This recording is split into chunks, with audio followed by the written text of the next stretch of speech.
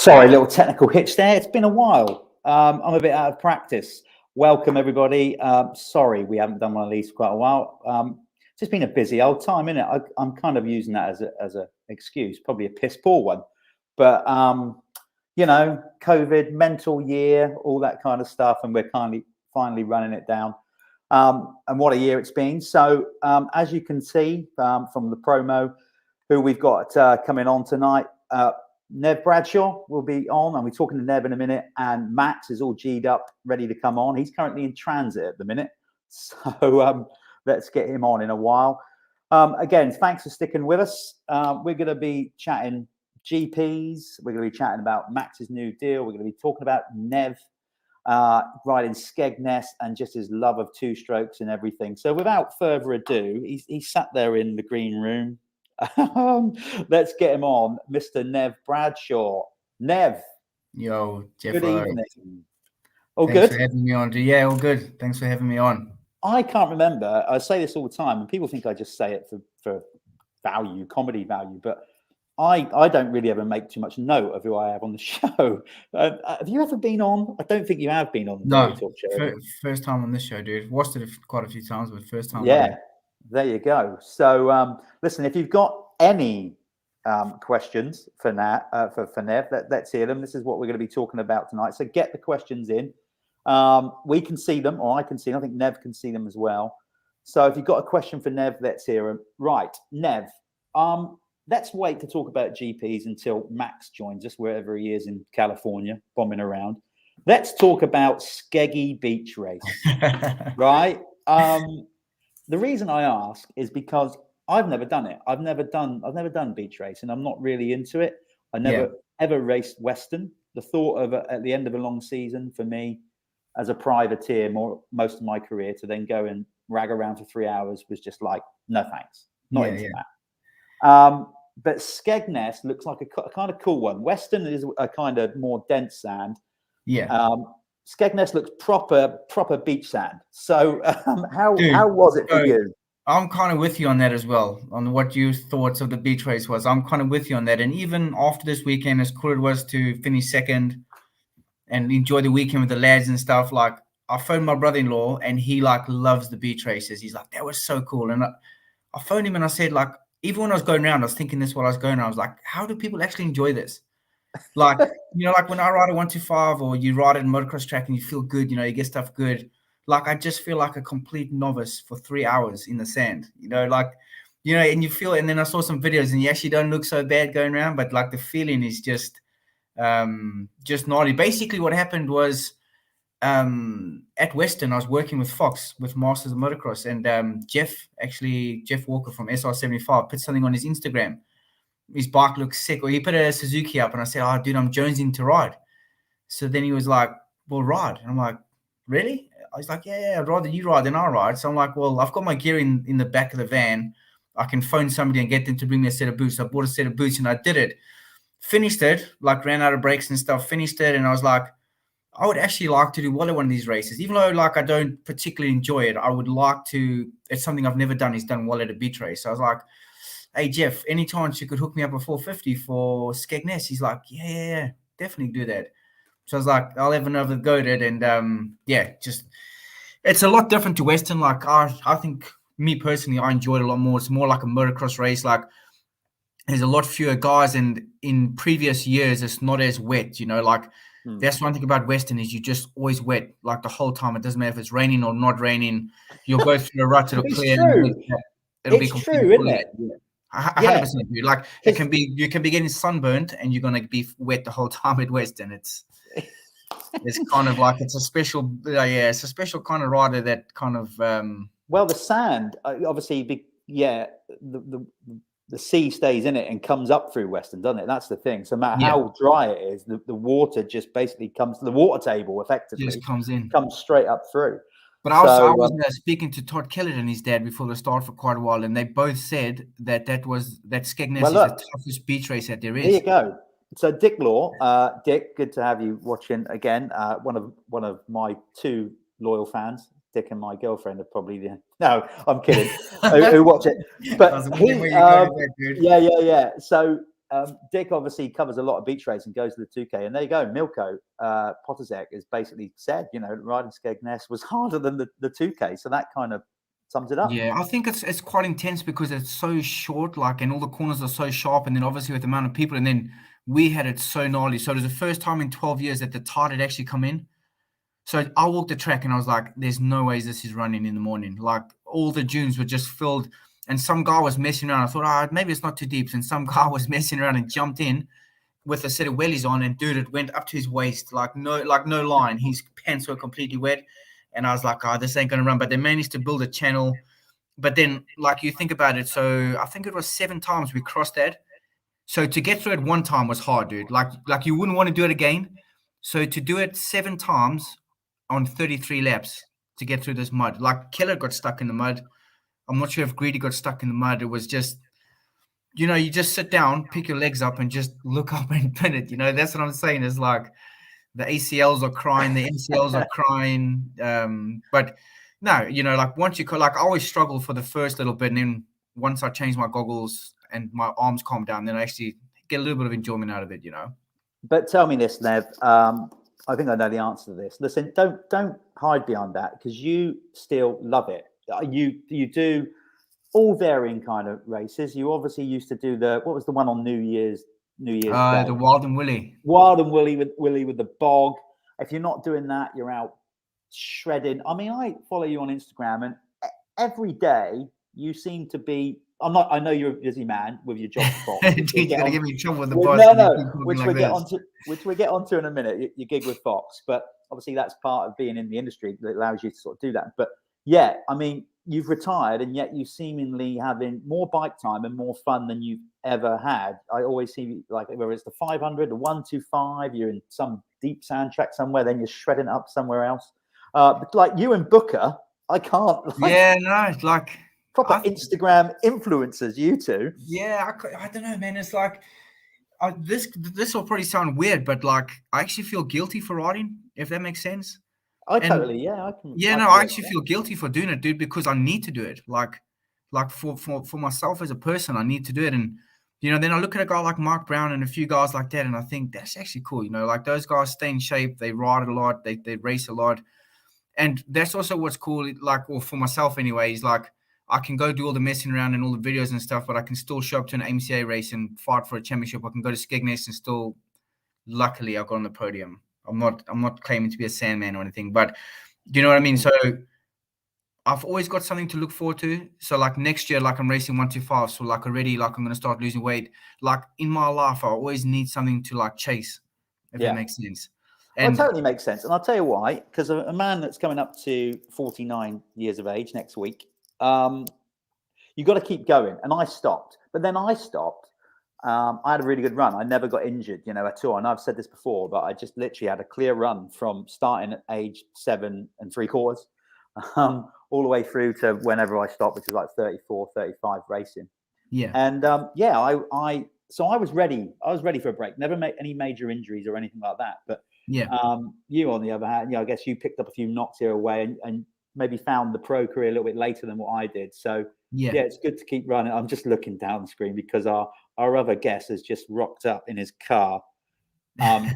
We'll come back to you at the end then, because I want to talk about Fox and all the other things that you do. But right now, let's bring up the man who's just signed a new deal with KTM, Max Anstie. You're in California. You're in a car. The weather looks a bit suspect. It doesn't actually look that. It's because I'm in Florida. It's not California. Are you? You're in Florida. Of course you are. Yeah, my bad. Is it raining there, or is it just because you've got a tinted sunroof? It actually looks like it's gonna rain though, and tomorrow we're meant to be riding the new Supercross track that they've just built at the 83 compound. So hopefully the rain holds off, because I think if it does rain a lot, I don't think they'll be letting us on that Supercross track because it looks fresh right now. Yeah, that's your time to shine in the rain, buddy. I was put some meters in. Impress the big boys. The track. I'll have a massive rut going around the whole thing, and that kind of just defeats the purpose, doesn't it? Nice. You're probably one of probably let's say 2 or 3 riders that would be happy if it pissed down at A1. Yeah, no, I'm definitely looking forward to a nice mudder next year. That's for sure. So, Max, we've all seen the press about it all. So, congratulations on picking up a new ride and a quality one. I'm going to get into it straight away. The Suzuki thing, I don't want to. Obviously, the team did everything they could with the resources that they had and the development of the bike they had.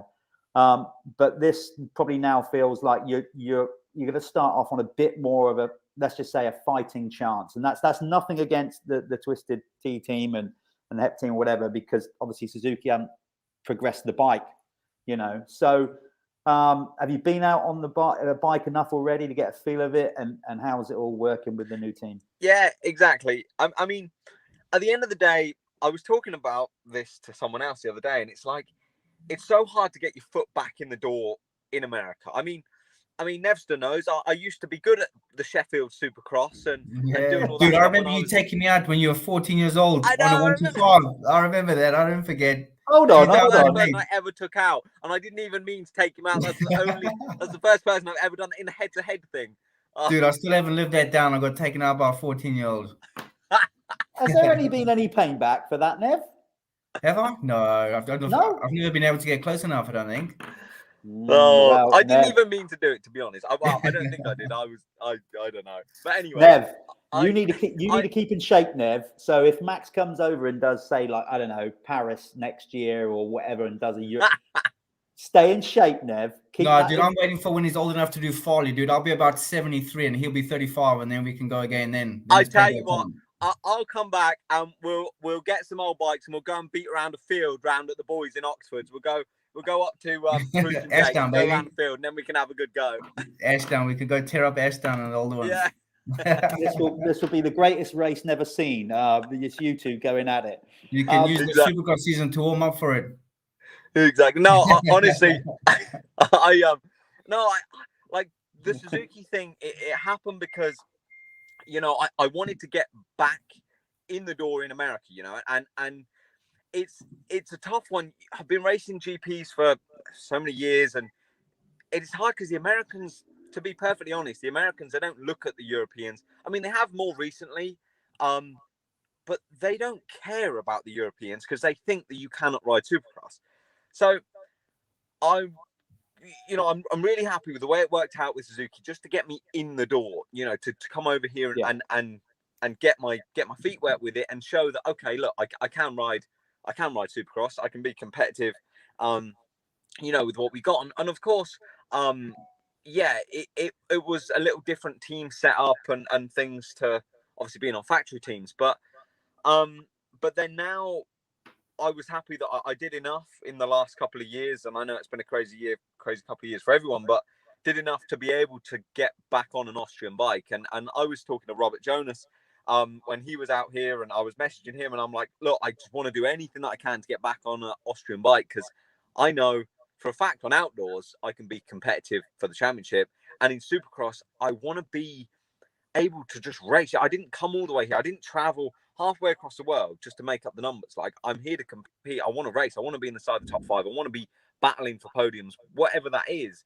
And now I'm really excited with the Rocky Mountain KTM team now, having Shane McElrath and Savaji as my teammates, and the compound. So we're training at the 83 compound. It's Chad Reed's old track. Yeah. And honestly, it is the most.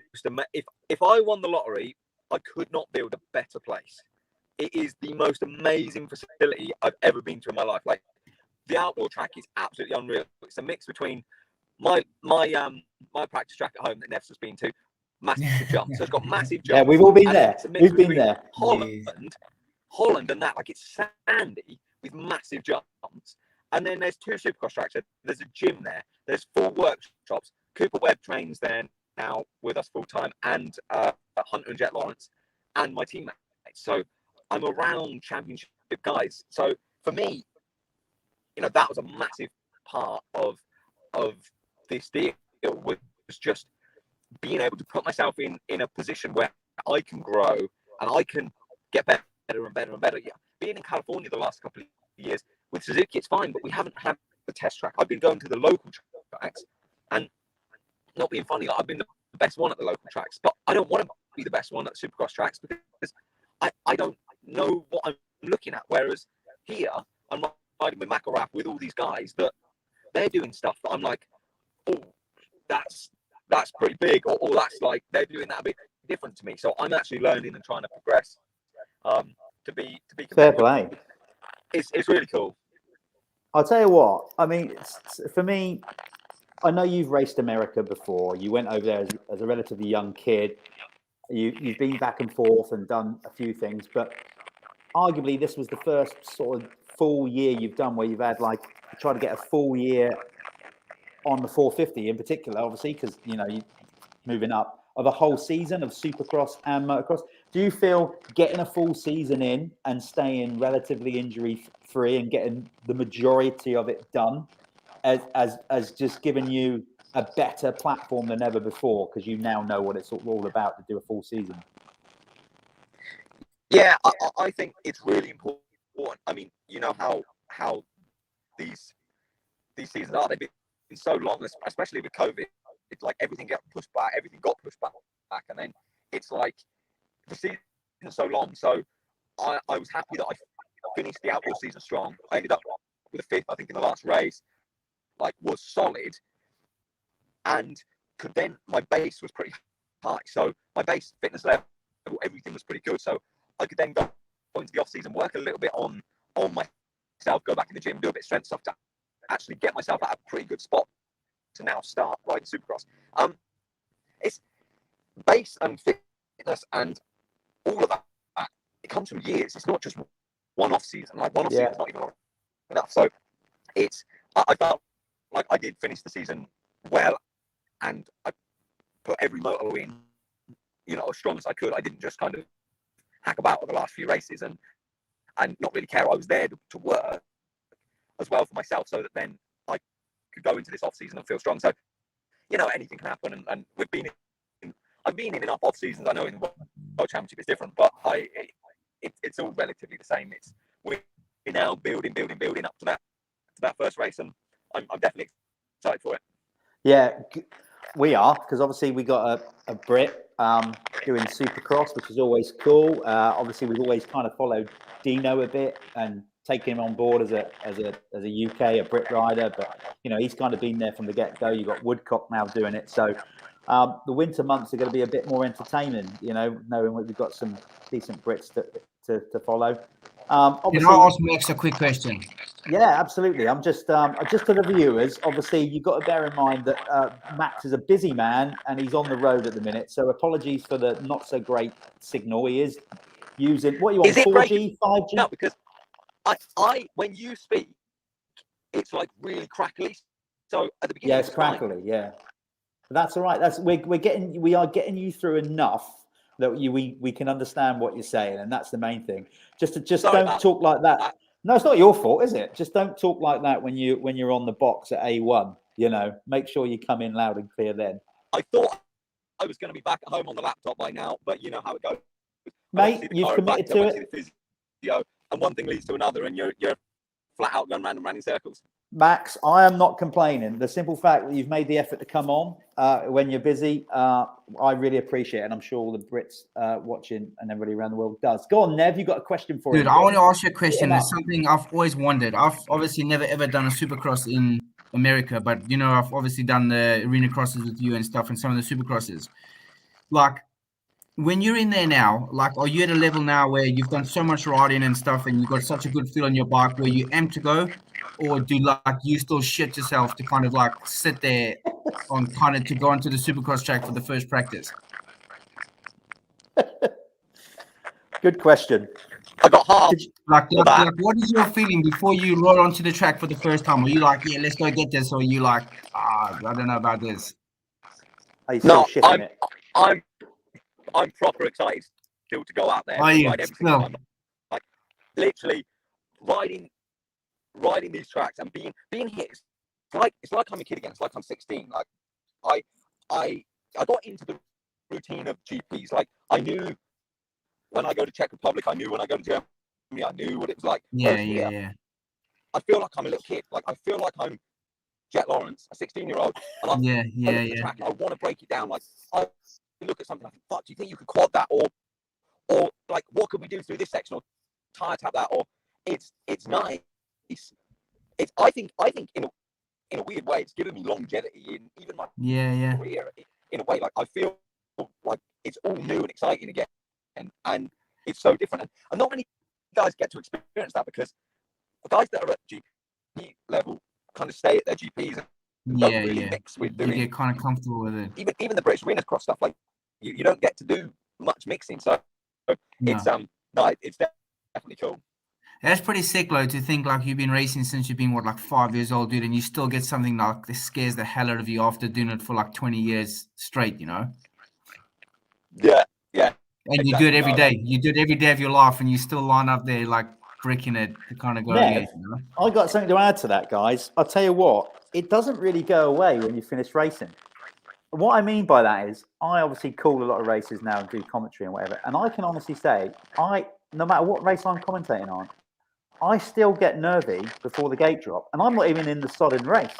What, do you get nervous for the commentating or for the riders? No, not for the commentating. One bit. I get nervous. I get nervous, and like for like the riders and the first vibe, corner, the energy, the vibe, and what's going to happen on the first corner. And I'm like, oh god, they're all going to go in there committed. It's going to be carnage. And I'm thinking, that's why we love it. Yeah, I think. And that's why you can't leave it as well, dude. That's why you can't find something to replace it as well, I think. Yeah, we love it. It's that's.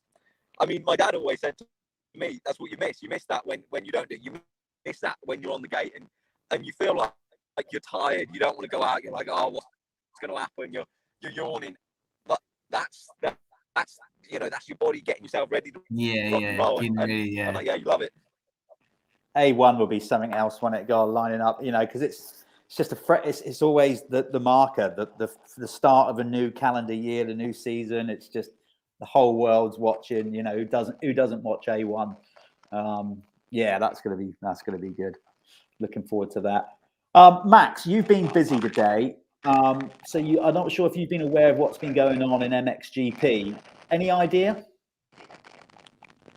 What are we talking about MXGP? Yeah, do you know what's happened today in MXGP? Yeah, so I was literally right before I came on. I was looking through Instagram and seeing everyone doing their burnouts and seeing the after plays. No, I watched both motos obviously today before I went cycling actually earlier. Man, that was a close one, wasn't it? Like being tied going into the last moto of the season, like that was pretty intense. So I mean, yeah, but both guys, all three of them were on another level this year, and yeah, like those boys were pushing. So it was it was a crazy season, but definitely well done to Federer and obviously to Jeffrey, because I mean no one's been that close for however long. So it was definitely a tight season. I know it. You're now racing in America. Obviously, we all know that and whatever, and you've committed to that, so you probably, parts of the GPs you might miss. But do you still get moments, Max, where you wake up and think, I absolutely hammered all of them one day across the nations? Do you still have little flashbacks to Matterley when you smoked everyone? Well, yeah, I mean, the Motocross Nations is going to be at Redbird at the end of next year, so I'm really looking forward to that. And even today and on Sunday, looking at the track in Mantoville, I was like, oh, that looks a bit of me. That does a little bit sandy, little like nice turns. I thought, oh, that does look quite nice. So no, of course, when we're a racer, I want to race. When they're in Arco, to be honest, in Italy, I wasn't that keen on that track. It was hard and slippery and rocky and horrible. But no, there is certain times I'm looking forward to doing the nations in at the end of next year. Obviously, if all goes to plan, but it'll be nice to just kind of be around everyone and things. But it's a really interesting point. This so I was actually talking to a lot of the guys from the teams, and it's amazing how different the bikes are from Europe to America. So big time outdoor bikes in America, because there's this homologation rule, which means that basically the bike has to be relatively standard. So you don't get a full factory bike. So the factory Honda is not the same as Geiser's factory Honda over there. Even the KTM, so the Austrian bikes in Europe, they all have a bigger frame. They have different things that they're not allowed over here. So that's why, you know, why like you might have watched the outdoors and you've seen Webb struggle in outdoors on the KTM, but then in Europe, Hurlings and Prado, whoever is like way out front, like they're not way out front, but obviously they're like going really, really well. It's the bikes are very different, and it's surprising because you can't actually use some of the stuff that they use in Europe. So the outdoor bikes are definitely different, and because they set the bikes up for Supercross, they're so aggressive and so short anyway. It's just different. It's honestly it's almost like two different worlds. Well, from our point of view, obviously, hope it's going to go really well for you in the Supercross and then the outdoor, because obviously then you're, I'm sure, being Mark Chamberlain's thoughts to line up at Redbud with some first-hand experience of the track and what other. And I mean, I know it's a long way to go, but obviously, by being based in America and an American team, and if the season goes well, you'll be a good shot to make the team. Yeah, he's gonna pack that 2017 Melly Basin vibe in his back pocket. Well, that's what I'm saying. You know, he can line up thinking about that. Bring the smoke, baby. Bring the smoke. Yeah.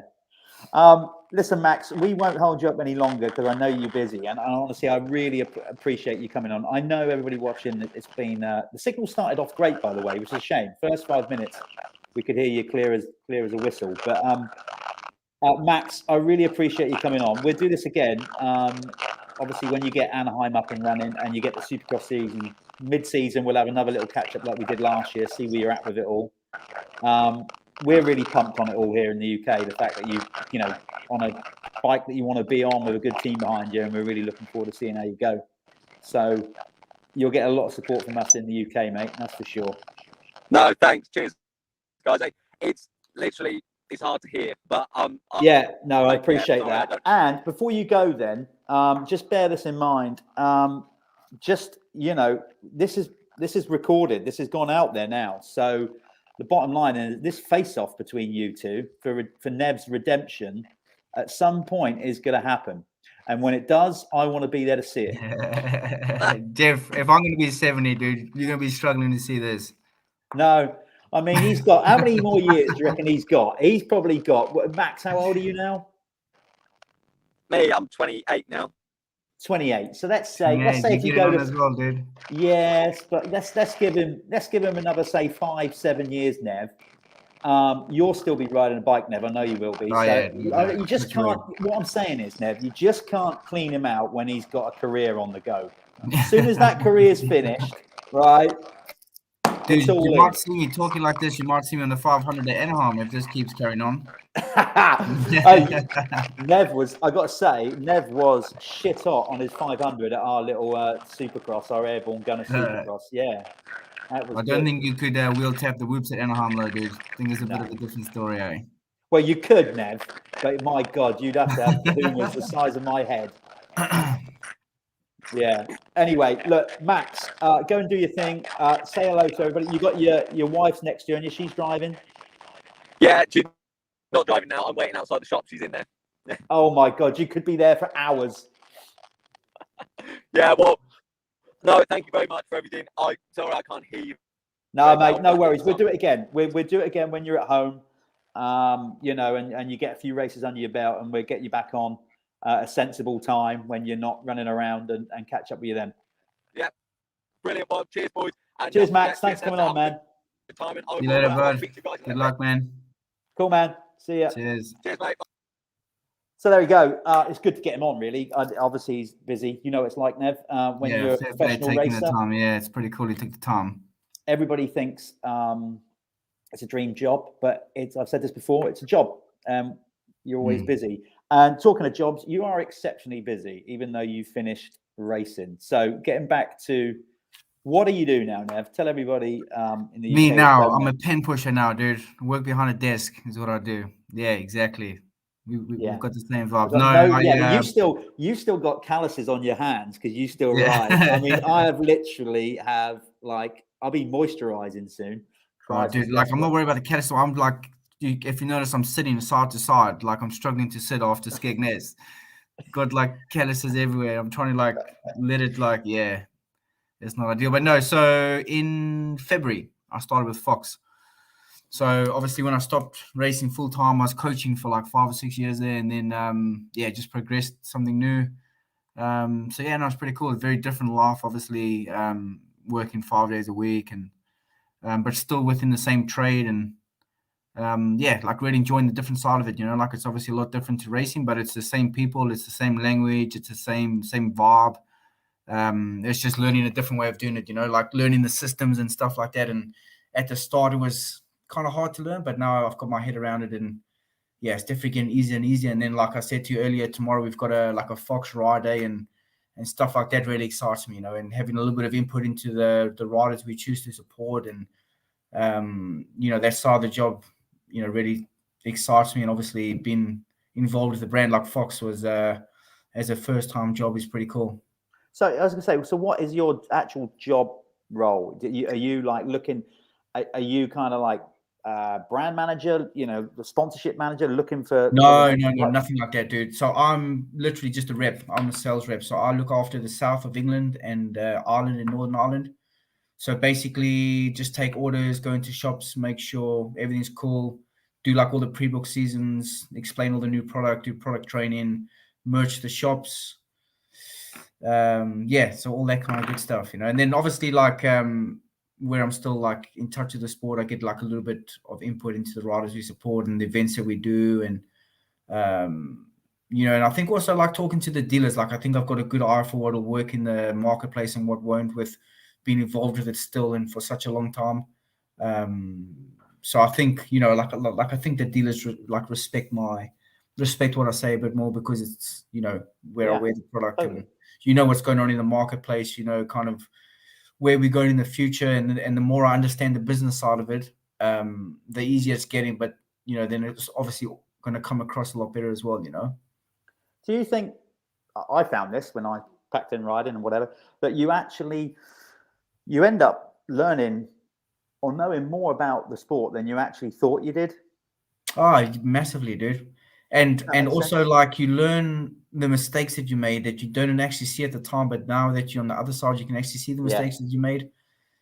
And like another thing that we were talking about stopping the riding, like another thing that freaks me out, and it's something I'm feeling right now, is like this season I got back to a good level of riding. Like the intensity of chasing that championship, I got back to a good level. And like, it just breaks my heart to kind of like step away from it now. It's like you've worked, like I've raced since 1989. I haven't missed a season of racing, dude. I've done some sort of racing that whole time. And you kind of thinking it's the same as how this job is going to be. Like I can see, like you build, like Max was saying, you build like little bits, and then you get like quite a big base. It's the same as this job now, like I've just started. So like I'm building like little puzzles, like just building a base to kind of carry. But I think motocross really teaches you how to do that, put your time in and build like a base. And, I think, like a motocross rider to step into a job, like the work doesn't matter. Like motocross riders have never really shied away from work and putting the time in and stuff. And, I think that goes across to everything that you do in life, like it really sets you up for like a future where, like normally, like if you work hard, good things normally come your way, I think you're absolutely right. To reach a high level in the sport, you have to be all in, dedicated. And then, once you've got that kind of ethic going, it becomes the norm. Yeah. I think you're obviously still into it. I am with what I do, and nobody's holding a gun to our head to do it. But as you said, you kind of, if you want to be in this industry, whether it make the grade as a rider or be in the industry, it is a tougher industry than people realize. Whether and getting tougher, dude, and getting tougher. Yeah, totally. Like, and especially now, like obviously I see another, like, like you always, as a rider, you always expecting like a certain, you always expect, like you always, I should have this, or I should be getting paid that, and now like when you step to the other side of it, it's like, okay, like tell me why you need to be paid that. Like, what are you going to do for this brand that warrants you doing that? Like, and as a rider, you never really saw that. You just kind of like, I guess you learn to be selfish. Like, I think to be good at, like, especially a sport, you have to be selfish to a certain extent. But like, as you said now, like you kind of look and you think, and even some stuff just makes you cringe. You're like, geez, like the expectation was just always so high, and you never really saw it from anyone's side but your own personal side. And you take a step back from it and see it from like another angle. And you definitely do. But it is a team sport, as in everybody to get you there. But it's also not. You said this before. Like the minute that you go to that start line, out of the waiting zone, it's it's all on you, dude. It's like, and as we said about Jeffrey earlier, like the kids, the riders that are hell bent on it are going to make it. Yeah. Whether they've got money, whether they don't have money, like if you're hell bent on anything, like Jeffrey, if you watch that whole Red Bull series, like that dude was hell bent on winning that. Comes down to the last motor, he gets it done. Like, like you can't look into somebody's mind, but like I've got a good idea, like kind of how he comes across, how badly he wanted that. And like hunger in anything, whether it's a job, whether it's a sport, whatever you do, like if the hunger's there and the work ethic is behind it, I don't think there's many things you can't actually achieve, Absolutely. Talking of that, then, that's a nice little link into the GPs. Like, and I know you haven't got a chance to necessarily watch them all the day because you've been busy. You've been busy repping. What's your take on it? First and foremost, I actually do feel that Hurlin's, is the worthy and right champion. He had the whole injury where who was it? Was it Monticelli? Who landed on him? I can't remember. Yeah, Monticelli on the Cali. Yeah, exactly. Then he was back, So then he misses 3 races. Then of course has the DNF at Trentino as well. But you only got to look at the number of race wins and stuff this year. So then, what's your take on the whole when it all got a little bit messy towards the end with his teammates being involved? What's your take on that? Because obviously, guys at FXR kind of on their own, in that sense. And what's your take on it? Because mine is, when it gets that close and a manufacturer is going for a world title, you can bitch and moan about all you want, but that's motorsport. That's how it's going to be. Like 100%. If Kawasaki had a rider capable, or Honda had a rider, it's a no-brainer, dude. Like the amount of money that's on the line, the money that's been spent, the factories, it's a no-brainer. And and for people to complain afterwards, and I saw Caroli put that he was getting death threats and stuff. And dude, it's like racing motorbikes, like as a team, like as much as it's an individual sport, like there comes a time when it becomes a team, like everyone's riding for. KTM are paying all those guys good money. KTM want to win. Red Bull want to win. As we said earlier, Caroli gave Jeffrey 2 points and he won the championship by 5 points. So you look at it like that.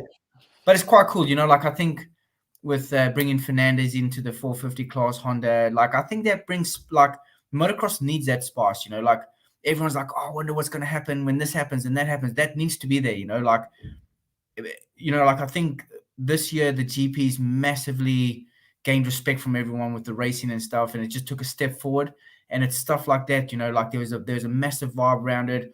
And one thing that I did notice that you don't really see, I'm not taking anything away from American racing, but is the camaraderie in Europe.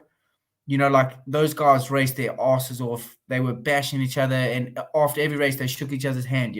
Yeah, like the respect level is so high. And like I don't even think that we can like fathom, like watching on TV stuff, how quick that those top 15 riders in the MXGP are. Like I think the racing as it got towards the end. I mean, even the 2 at Manteville. I was watching that race today, and the early laps where they were swapping and changing behind each other. Like I said, not just the camaraderie, the trust between them.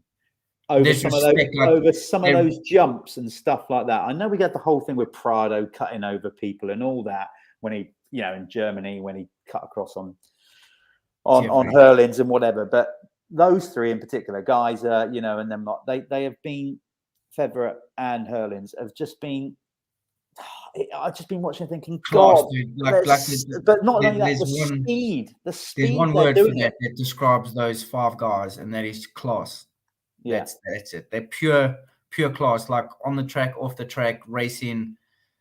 Like, it's so cool to see respect between people like that, you know, like it's a dangerous sport, dude. Like, you know how dangerous it is. You yes, know, it is. track changes all the time, jumps change all the time. And for those guys to kind of race that hard and trust each other so much, it just makes the racing good for us to watch, you know, because you're willing to go that extra bit.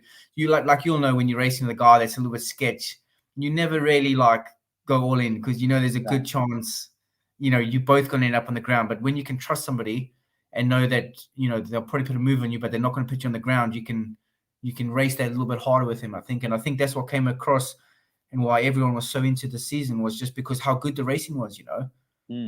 Like even that race, the previous round of that hard pack track, like I've never seen racing like that, dude. And you know how hard it is to ride a 450, right. dude. Imagine that intensity on a hard pack track. Not only that, that is a notoriously difficult place to put on any kind of overtaking move. I've been there. I've never raced it. I've been there and watched, and it's tight. It's kind of one like it's hard to pass, and yet they still managed to find a way around each other. But it was clean, you know, like it was aggressive, but there was no like no one got put down, you know, like it was all pretty clean racing, you know. So no, I think it's, you know, and then as we said before, you know, to go like everyone had adversity, you know, everyone had good motos, bad motos. There's a long season, it was delayed, they raced until late, and to come down to like whoever beat the other man in the last race of the year was going to be a world champion. It's just you couldn't ride it, you know, like I think it's. And as we said earlier as well with Gorse, man, if he didn't get that penalty as well, that would have been something else. Especially watching the first moto today, you know, it was pretty. Oh, yeah. Imagine if that was for like whoever won that was going to be, you know, would Gorse have gone a little bit more or, you know, it's. Possibly. What I did like, obviously we've now seen some of the Instagram videos of them, like, well, Fevra, you know, just shredding his rear tire, getting flames coming out of his exhaust. They're all having a good time as we talk. They're probably all hammered. But what I did like is they couldn't hide the disappointment on the podium, as professional as they are. But it's still so like raw. Sometimes you do, you know, you suck it up and you still do the thing. But this time, you know, there's been times where Fev has been, for example, thrown away a GP this year a couple of times. He clearly has thrown away a GP win, and he's pissed off about it. He said so in the interview, but he gets up on the podium and he's still kind of like, you know, like smiling and doing his thing with a monster can. And but today, literally, Geyser just looked out of all three. You know, Fev felt like, you could tell by his interview that he kind of felt that he had a chance there, even though he got overtaken. And it was his mistake. So he seemed really bummed that he'd lost it because of his mistake. But dude, like it's the work, you know, like can you imagine, like you can't even imagine the work that's gone into it from each of those individual riders to get to that point of going for a world championship with a few rounds to go, you know. And then as you said about February, like losing it or going out the way that he did was like I think it was weird. You know, have you seen it? Because it was I saw him look out. It was. I always thought Villaporto's one was weird, but when Villaporto looped out, he kind of come off that jump and was already leaning back. And he's notorious for hanging off the back anyway. So like Fez was really odd. He's such a technical, clean rider as well. Like that was a very uncharacteristic mistake for him, you know. Like but you know, it is what it is, you know. Like that's how it happened, and but geez, what a season, you know. Like you know, like I certainly want to get to a few more next year. I didn't really go to any this year because of all the COVID thing or whatever. So listen, your AMCA career, you had a great year this year. Like you said, best you felt in a kind of while since you kind of retired and then came back. But this is it now, is it? This is it on competitive racing. Dude, like I'll be completely honest. Like I hated racing this year. Like it was weird. Like the level we got to was crazy. But I actually tell people, like I was, like if I go do a race, like say I go to Farley or say I do a club race or say I do an Evo race or whatever, like I don't mind riding to like 80%, 85%. You know, like it's a good number to go to and leave a bit. But that AMCA racing, dude, like me and Carlos, like I've got like a vivid memory in my head looking at the start pin, waiting for that pin to go. And I've got anxiety thinking that I can't go for 25 minutes at this intensity anymore. Like, it was that bad, dude. And like the racing was like, at the end of the year, me and him were finishing like 45 seconds ahead of third place. And there's good riders, you know, like the top 7 or 8 riders in that class is good. And I just got to the point where I didn't want to be there, but I didn't want to give up a championship, if that makes sense. Oh, no. So Knowing me your and character JP makes total- we went every weekend, me and JP, and like I gave my best effort, like, but the thing that hurt me the most is like my best effort wasn't good enough. Like, it came down, it was very close at the end, but I knew in my heart that that guy was better than me. Like, at this very time in the place on those tracks, I knew that for 13 minutes I could beat him for 13 minutes, but I couldn't see the last 7 minutes out. So that for me was, and dude, like, you know, you said about February being pissed, like I just can't believe at my age how, like, so the last moto, I was leading the last moto, and Shane was in 3rd or 4th, so it was going to be quite close, and I broke a subframe halfway through the race, and dude, like, I just lost my shit, man. Like, and like, you know, and it's another thing, you look back and say, I shouldn't have acted like that or whatever, but it still hurts, man. Like, it really hurts. And like, after the season, it's probably, so we did 28 motos, dude, 28 motos like that. And I have never been so done. Like, I went to Fardy Castle and I was absolutely empty, dude. Like, I had nothing to give, like mentally, physically.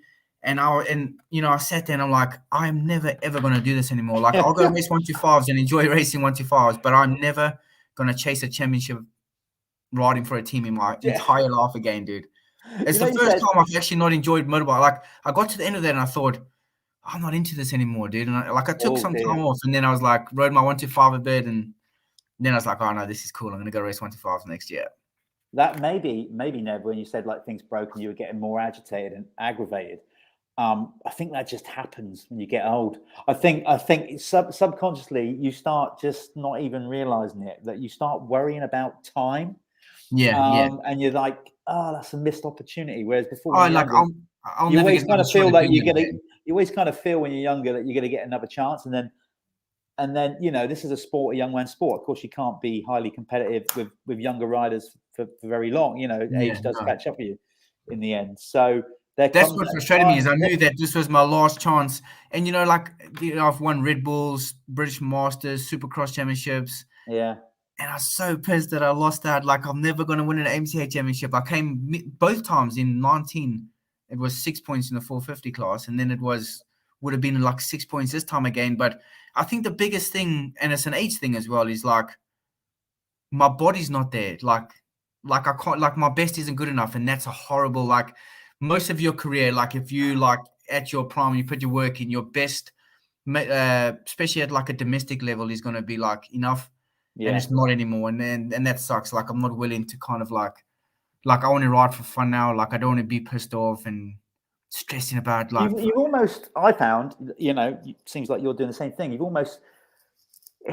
You've got to have days and moments like that to, I think, for most people to realize that you kind of numbers up. It's probably obviously happened to Caroli a couple of times, obviously this year, and with his carrying injuries. I never had them so much, so I can't use that excuse.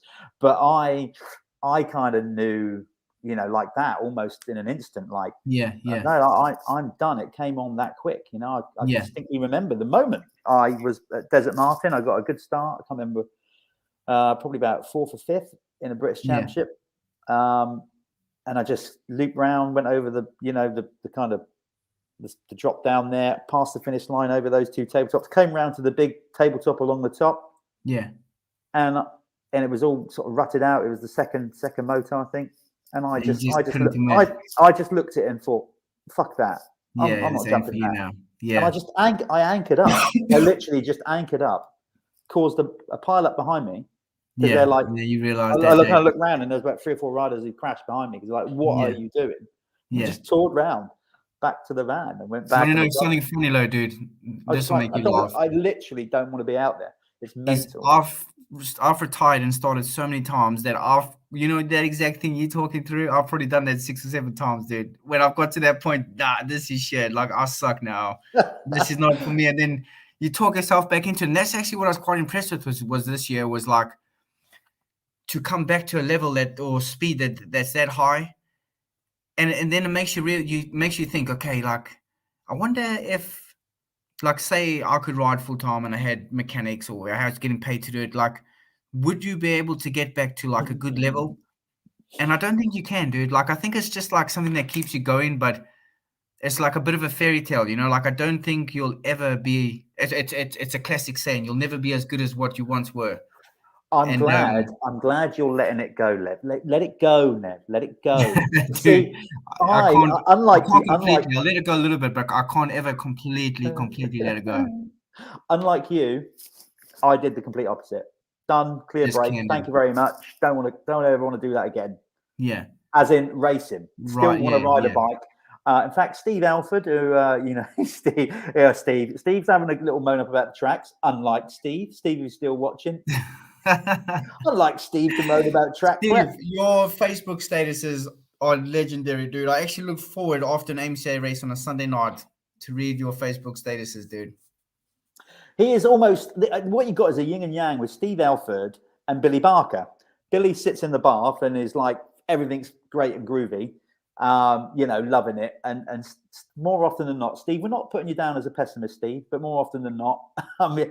He'll always tell me he's just saying it as it is. Which I'm glad he's honest with you, though, dude. He does actually say what he thinks. But no, like in fairness to Steve, like the AMCA tracks are gnarly. Like obviously, I've raced around the world, and that first year in AMCA, I couldn't believe some of the not some of the tracks, but the conditions that they got into. Like I've never seen ruts like it, dude. You're literally taking off in ruts and landing in ruts. And once you're in a rut, you're probably in it for like 3 or 4 turns. Nev, don't talk about long ruts when Steve's watching, for God's sake. This is, I guess, your missus is probably just like going, oh my God, what's he talking about? Riding, still riding. There you go. Shame, poor girl, eh? She's got a lifetime sentence of this, dude. You've only got to put up for it for 52 minutes, and she's got to do it every day. Yeah, and arguably, no doubt that your kids will probably start riding at some point. She's got nephews riding as well. Yeah, Sam can't escape it. I think that's enough for me, dude, is to watch the nephews. I don't think my kids will be doing it. Well, we'll see. What when they come to you, go, Dad, I really, that's going to be a tough one, Nev. Yeah, no. I'll be like, there's a soccer ball, boys. Enjoy. I just see the European Tour have just signed a big multi-deal for golf, so maybe stick a golf club in their hand early on. Yeah. Be a good one. Talking of your retirement, you see, so it's been a bit of a month of it really. So let's talk about Tony very quickly and your take on what he's done. For me, I think one of the greatest champions I've ever seen, and I don't just mean by the 9 titles. I mean everything, how he's conducted himself and what he's done for the sport. Just the ultimate pro and sportsman. And I'm glad I lived to see through the Caroli era, and I really hope he stays in the sport. I'm sure he will, because he has just been, this will be maybe controversial. I don't know. Evert's won 10 titles, but for me, Caroli is the greater champion. I think Caroli's humility of just being a normal person was, and he is, dude. Like he's a good dude. Like he's not rock star. Like he's a calm person, and he never changed.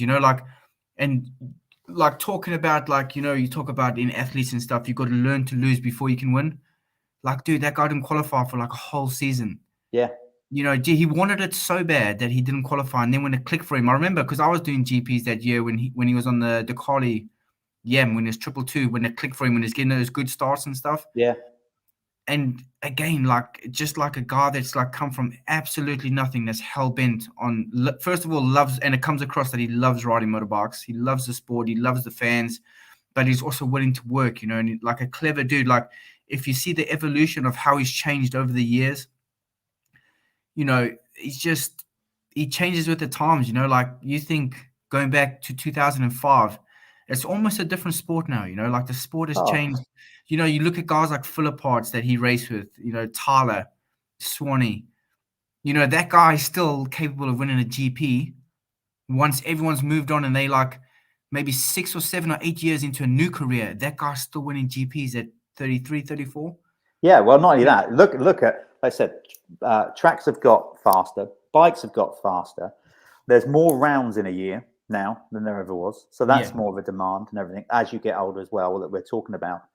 And, you know, I so desperately wanted him to get to 10. I wish. So did. Either get to 10 or beat the all-time winners. Yeah, one of the two would have been one thing, I guess, that he got that designation's which was overall win, which is. But yeah, I really understand what you mean about the two different guys between Stefan and Antonio. Like the humility of Tony came across.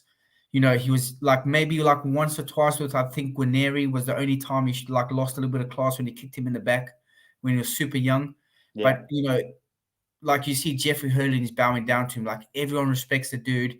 He raced clean with everyone his whole entire career. And even the stuff with Prado, dude, like that was like exactly. And dude, it was his teammate and he handled it, you know, like he never really spat the dummy, you know, like a lot of other riders in that same position would have kicked off, you know, because he's the king, you know, he would have, but he was cool, you know, like he can understand it. Absolute champion, dude. Like more so off the bike than on the bike. And I think so. I just really hope, obviously, what he's done for the sport is just been immense. And whatever he ends up doing, he's got to stay around. Like, well, he hasn't got to. It's his life. He can obviously do what he wants, but being selfish, I hope that it seems like he's setting himself up for some sort of role to kind of like mentor or if you look at like the last 3 or 4 seasons, how he's kind of brought Prado in and brought Prado along. But yeah, dude, what, you know, I guess like Everett was more your era, but Cairoli was my full era. Like, you know, like the full time I raced in Europe has been Cairolian to watch him go from like racing that Yamaha 250F to like then the move to KTM, winning the first year on the 450 Yam, and then just dude like go the 350 route and then that wasn't working, so change to the 450 and even like his professionalism, you know, like when he was a young kid and he used to party with Deruve all the time and he was known as a party dude. Did. And then he turned out being one of the fittest guys out there, dude. And that doesn't come from like just doing a few motors around Lommel, dude. That's working 6 or 7 hours a day. No, he's definitely a class human being, definitely.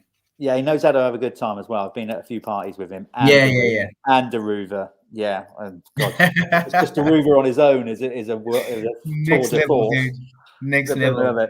So so you're bowing down. Obviously, Tony's bowed and not quite. It's still a great career, by the way, Nev. And you've still given me great pleasure in the battles that you and Bry particularly used to have at the Red Bull, and that year where you and Bry were just like joined at the hip. Mackenzie, I'm on about some amazing battles there. That dude came back and smoked me he smoked me like if he didn't have bed, like he would have smoked me at Folly, and I was like, fuck, I've kept racing for the last 5 or 6 years. He's been on the couch and he can just jump on. I was pretty bummed on it, dude. I was bleak about it, eh? Like as much as I was smiling to him and joking about it, I was pretty bleak about it. He was getting some secret practice in, and he was on the big 5-0 as well. I think that's the difference, dude. Is every time I practice, it goes on Instagram where I think he does it secretly and then shows up ready to roll. Yeah, he's smart like that, Bry Mac. So yeah, obviously just an amazing career from Cairoli, but. Now, let's just touch on this. You're packing in, but I also just wanted to talk about this but as we sign off the show. Sean Simpson has announced that he's not packing in racing, but he's obviously retiring from GPs, and I think that's the right decision for Sean. Yeah. He obviously feels the same. But also a nod to Ando. Wow, legend, dude. Man, do you know what I mean? So you've raced with both of them. You've raced with both of them. I haven't. I actually have raced. I think I did race with Brad in the very, very early days when he was just coming out of youth motocross. I did 1 year in 125s, and I think he was. Dude, if you race with Brad, you know about it because you'd have a memory of going through a chestnut's fence at some stage, dude. Yeah, yeah. Well, I was in the same races with it, and I probably didn't race him. He was probably spanking me the minute he came in. I can't really remember, but Sean I never obviously really raced against. But again, just two brilliant ambassadors for our sport. So you know, what's your take and memories and kind of any sort of personal memories of racing with those two that jump into your mind straight away? Dude, me and Brad were teammates when I first came over here. We were on the same team, so we kind of lived together for like 6 months. And dude, like he was probably one of my best friends for like 6 or 7 years. Like one of those guys, a little bit like if he's your buddy, he's your buddy, like real good dude. But I remember watching him for the first time, and I was like, is this dude for real? Like, is he doing a good lap or is he for real? And then, dude, you just couldn't argue with his speed, man. Like we go practicing, and I was always a good practicer, and me and Brad would be like the same practicing. We pushed each other on big time. I actually got Brad into practicing. Brad never practiced, and he'd always come to the track with me, and it was quite funny. So the first time he'd just leave it. We got to the track, and he's like, watch you ride, whatever. Then the next Wednesday, I'm like, dude, I want to ride as much as I can. So the next Wednesday comes again. He watches me do a motor. Then he drives home and gets his bike, and then does motors with me. And then from then on, dude, every Wednesday we'd motor. Because he kind of used to think like he'll race on the weekend, then save his energy for the next weekend. Right. And then that quickly changed around. And then, yeah, we've always been kind of, me and Brad, like, quite close in the racing, if you know what I mean. We were always like, he managed to win a few more actual British championships and stuff. But man, like, I was actually talking about one of my dealers, and I'm, obviously talking about the way he rides and stuff, but just like, as I said before, like hell bent to do it, like his heart and his belief. Like, I remember being in Spain with him, and we were watching the World Championship, and there was a real good rider, and he's like, nah, he's shit. And I'm like, how can you say that, dude? Like the guys, and then he truly believed that he was better than those guys, and that's all it is. If you got that self-belief in yourself, and it came across when he won those Britishers, Billy came back and raced, and Brad beat Billy. Like when he won those British championships, he beat some like legit good dudes like Swanepoel, Jonesy. Yeah. And then again, at like he's 40 years old now, to be podium in British championship races that's impressive, dude. And it's not because the guy's like talented or anything like that. That's just pure hard work. Oh, and yeah. I can really respect that in a human being, someone that works hard at their craft and wants to do well. So it's kind of sad to kind of, in personalities as well. Like, yeah. And we're losing a lot of personalities, dude. Like, like Tony, Sean, Brad. There's a lot of guys that bring something to the sport that are leaving the sport, Hopefully, I mean, from what I've spoken with Brad, he's going to, sort of stay around.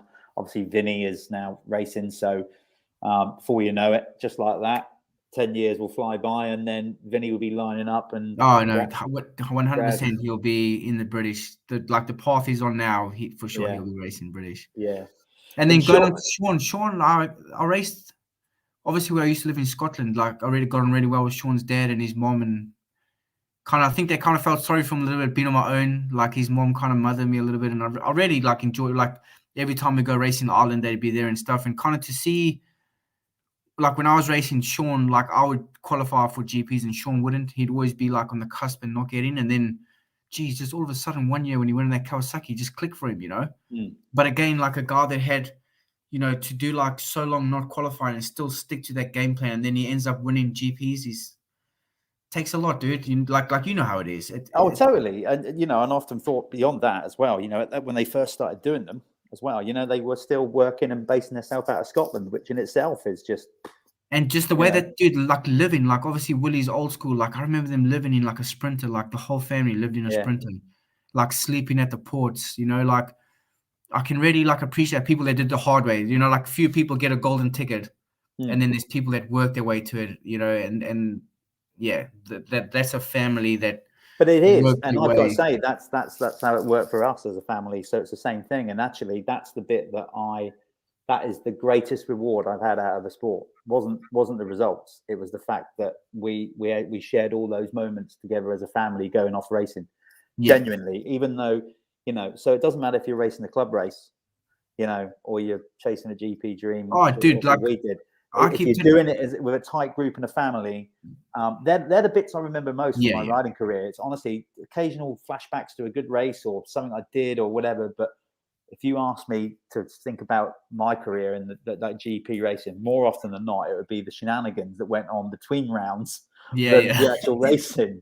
But you were in a good period, dude. That 90s period of traveling to GPs was Coops tells me a lot of stories and stuff, and you just think that was a cool time to be doing that, Yeah, it was. But memories, dude, like that's all we left with at the end, eh? Like doesn't matter how much money you made, all you left with is the memories that you've made from the time you're born till the time you die, and the memories that stick with you. Yep. It's true. That's all it is, dude. That's all it is, man. So people watching, they are some sound advice from two young men. well, one and a relatively old one, absolutely enjoy the ride, because that's what it's about. And going back to your Fox gig, you know, and you know, you kind of said that to me when you came out to our event, you know, when we run the Rocket Till Sundown event and the Supercross, and you were saying then, you know, that's what still really matters to yourself and to a brand like Fox, is it's the vibe of the weekend and really understanding why you're doing this sport. Yeah. Oh, that's all it is, dude. Like your event, like the vibe was insane, and still now, like I've got like you left with a good feeling of it, you know. Like that's what you want in motocross, and that's what comes across, and that's what brings people back to it, is getting left with that good feeling that was cool. No one else that we're going to school with the next day is doing that. You know, all these families you work with, they don't do that on weekends. They don't get that feeling. But everything has to be like, do stuff properly, you know, like you understand that, like watching your events and the, you know, like the commentating stuff you do, you understand that doing a job right is worth doing properly. And giving people, you know, but a lot of people don't, dude. Like a lot of people don't. Like a lot of people, and it's very evident. Like for me, first of all, being a rider, and now like on the other side, like, or even paying to ride and go ride a club race, you can see somebody that wants to take your money, and you can see someone that wants to give you a good event. There's a big difference, and you can tell it within the first half an hour you're in the paddock. You can tell what the vibe is. And, you know, like, and that's something I want to try to pass on to the Fox, is to get involved with events and try to create that good, like, positive kind of like, not like, I know, you know, like you said about the rose tinted glasses and stuff from the 90s, but that's an era you, like, a lot of people look back on and love, you know, and it's something. And that energy and the way of the motocross was, is, you know, and Farley Castle is a good example of how good that God, yeah. Dave, yeah. You know, that's turned into something else. That's an amazing event. Yeah. Well, it sounds to me, Nev, like although the boots are not hung up because you're still dude, I'm still racing. So next year I'm racing the Bridgestone. Oh, you just told me. Yeah, what?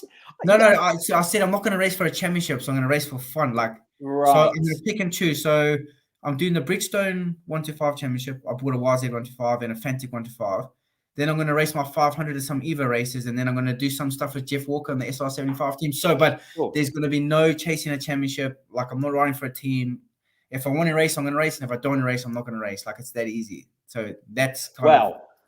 I shall hope you're fit enough and still in good shape come August next year to come back and ride the Airborne Gunner Supercross. 100%. 5-0. That's always on my list. After how much fun and the vibe from that last one, dude, they'll definitely. You have to come and do the hill climb as well. I'd love to see you rip up the hill on the big. Yeah, I saw some videos of Trickett and that doing that. That looks like a good vibe. Yeah. See, that sort of stuff is the stuff I want to do now. Is different stuff that I've never been able to do. You know, just completely different stuff, but still riding a motorbike. Yeah. So you're in the right. Well, you've had a great riding career, and now you find yourself in the industry, so you're well placed to do it. And fair play. I mean, it's great that obviously you know, somebody like Fox has got somebody that you're working with them now that gets it, ridden it, being both sides of the fence now, and that always helps. So, like Caroli, like Sean, like Ando, I'm sure you'll definitely still be around riding for a little while yet. Oh no, for sure, dude. Definitely. Yeah, definitely. So, Nev, it's been great having you on. It's a shame that obviously Max had a few issues there, but we're getting back on another time. He'll be a good interview, Max, dude. He's a good kid, Max. Yeah. Like very professional, but also very honest, which is quite rare, you know. Yeah, I'm just made up that you two are going to have this face off at some point. Yeah, dude, he cleared me out, dude. It's on YouTube. You can watch it on YouTube. How old was he? He was 14. It was his first race on a 125. How old were you? I would have been about 23, 24. I tell you what, I can't believe. I actually am surprised that you've owned up to that. And dude, like, so there was a good chance to make money in those head-to-heads, and he knocked me out in the first round of the head-to-head. So that's what I was pissed about, was I wasn't going to get nothing at the end. I can imagine what was going on under your lid. He's literally you little shit. And then he came to my 30th birthday party, Max. And I called him out on it then after a few beers and stuff. So that's why I brought it up, because I knew he'd remember it. I'm surprised I didn't neck a few and just lamp him one. Yeah, no, he's a good lad. Great stuff, Nev. I'll let you go. Thanks for coming on so late. I'll see you soon enough, I'm sure. Keep up the good work, And yeah, we'll see you probably after Christmas or whatever. I might see you before Christmas on some other business. We need to get that meeting sorted, dude. We get it done. But yeah, it's well done on a great high-end racing career that's not done yet. No, thank you, dude. Thank you. Thanks for having me on. It's always good to talk moto with a dude that knows moto. Yeah, well, I don't know any different. That's the bloody trouble. Yeah, that's the problem, dude. I'm the same I've as you. I've genuinely often thought, and it has, and people don't believe me. I've gone, oh, I'm sick of this shit. I'm gonna go and do something else. And then I give it some thinking time and just think, shit, what else is there that would even get and interest you? you know, like to find something else to interest you, and like you think the wealth of knowledge that you've worked up over just your whole life, dude. Yeah. It's not just like you finished school and you started a job. It's something that you started when you're 6 years old, you know? Yeah. But the good thing is everybody has bad days or whatever. And that's the point. Every time I have those little wobbles, I give it thinking time and just think, actually, you're just talking shit, Parrot. Like there's nothing else that you'd even want to do. Don't kid yourself. Yeah, you're in it. And you're in it. And you're in it to the end. And that's that. And I'm like, you're in for a life sentence, dude. It's a life sentence. I've accepted my fate. Yeah. It's all good. Awesome. Right, Nev. Well, thanks for having me on, dude. Okay, mate. Speak to you soon. Cheers, Good evening, mate. See you later. There you go. There goes Nev. That was great talking to him. Always good value. Thanks for watching, people. Sorry, again, we've been quite a while since we've done one of these, but as we said at the start of the show, it's been a busy old time. But we are making good plans for next year with Dirt Hub. We're going to be definitely doing more of these shows, but we're going to be doing them with a bit more structure and trying to get some guests on from around the world going forward, as well as British content as well. So I'm excited about that. Remember, we're going to try and do another 1 or 2 shows before Christmas. We are going to do over Christmas, between Christmas and the New Year. We're going to do our big fat quiz of the year again, like we did last year, which was a lot of fun. We had Clarkey on last year, Callum Swan, basically where we get a few people on. I devise some questions. We get tanked up and you can join in answering the questions. So keep an eye out for that. In the meantime, keep logging in on Dirt Hub. Loads of stuff that we're posting up on British off-road sport, not just motocross, grass track or whatever. Big shout out to Bell for sponsoring the show, FXR, Doc Wob, everybody that helps us Dirt Hub continue to grow, and of course you for tuning in. So really appreciate that. We'll let you know when we're coming back with a new one. Hopefully try and get another couple of Man in the Vans done as well between now and Christmas. But that's it, folks. GP season's over. What a season it was. We can all kick back a little bit, refresh, and get ready for, I'm sure, an amazing 2022. So stay safe out there, people, and keep on rocking in the free world. We'll see you soon. Thanks a lot. See ya.